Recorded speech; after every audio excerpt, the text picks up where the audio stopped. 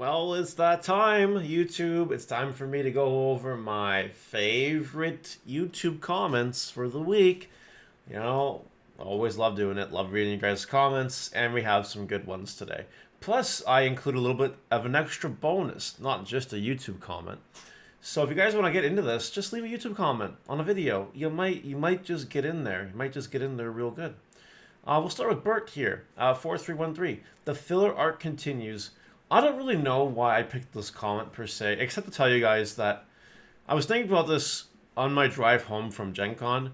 I was thinking about the Awakening the Dragons arc from the Yu-Gi-Oh anime, and how as a kid I didn't really appreciate it, but as an adult I actually really appreciate it.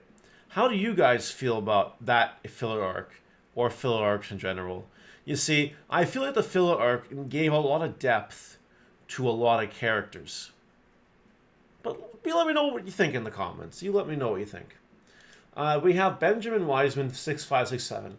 I like your build. I know Old Man Dex use Omni-Shotmon, but I do think Alpha-mon is more useful, if only because the draw is a better inheritable.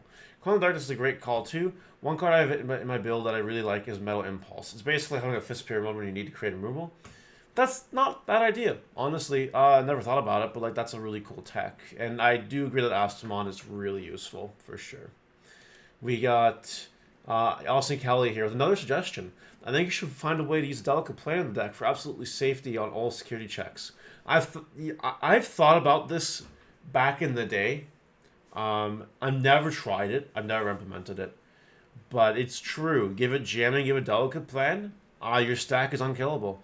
It's the whole reason why I played Blue Plug in Ancient Greymon. It had the built-in delicate plan, but the jamming really helped.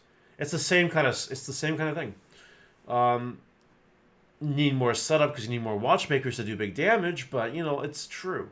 So I don't know, maybe there's something there to it. I don't know. Maybe I'll try it. Gallantmon, so from GoGo Scotland. Gallantmon literally has a big shield but can't block. Seems poor decision by Bandai lore wise. It really needs some form of protection, and my Greymon sounds like Greymon. It does. And then the guy here just says, well, actually, not really shield attacks with Giant Beam. You know, it is true, though. Gallantmon has, like, no protection. And that's what's, I think, the difference between Gallantmon and the other decks with X antibodies, if you want my opinion. Just a thought. Death Force Jim, as one of the constant community members that contributes to the Chaos Gallant joke love, I always appreciate the fact that you go along with it. I will always go along with it. That is very true. John Phil Aobao. I don't know. Okay, hear me out. BD13 Alpha-mon is good in Jess, specifically for Jess GX.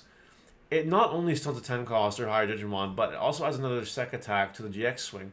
It's also not very hard trashing cards in Jess because most searchers is trash, and if it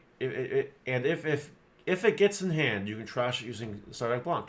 Now, this does not solve the weakness to Ruin Mode, SGBM, Security Trashing, or Alpha-mon Rage Mode, but it seems pretty good against the rest of the meta. I don't know, haven't tested it too much at all. You know, that's a very insightful comment, right? I wouldn't know once I tested it, to be honest, so I can't tell you. But maybe this guy's onto something. Jessamon did top an event this format. The Jessamon is playable. And honestly, you do love to see it. I've been saying that on stream for a while, so it was really cool to see. Next, we got Marphasm. Babe, wake me up, a new Mario deck profile just dropped to you. You love those comments. You love those comments. Valkyrie of Ragnarok. I don't think it is ShineGreymon level, and if World Knights keep getting played, Floodgates will be mandatory. World Knights will see less and less play, and if Mirage gets played a lot instead, Alpha-mon get destroyed out of the meta. So if it plays out like this, the top two decks might be ShineGrey and Mirage, second best deck. Wait and see. But it will change when the more Greymon Meta Greymon decks come out, and Greymon rest of the top. This is in reference, I believe, to the Mirage Gallantmon deck profile I did. You know, it is not ShineGreymon level. I completely agree with this. I'm going to use Dan Vang here as an example.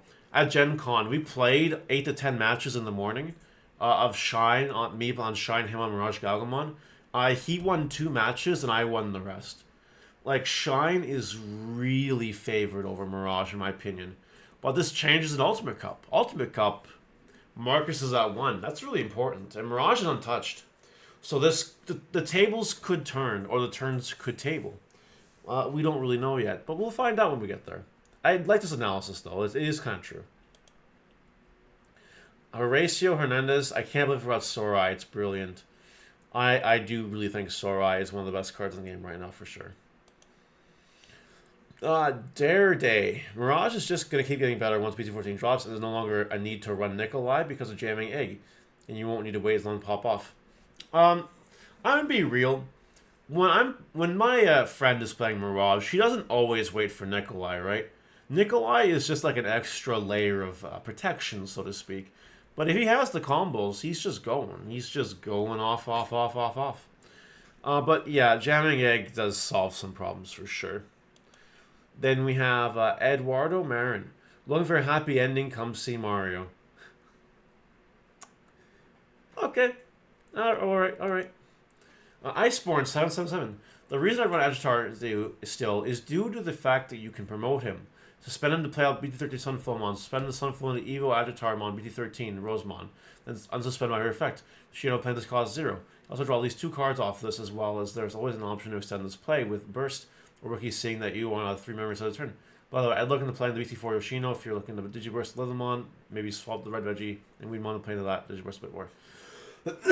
Holy moly, I gotta drink of water after that one. Whew, oh boy. Water's good. Water. Comment down below if you like water. Alright.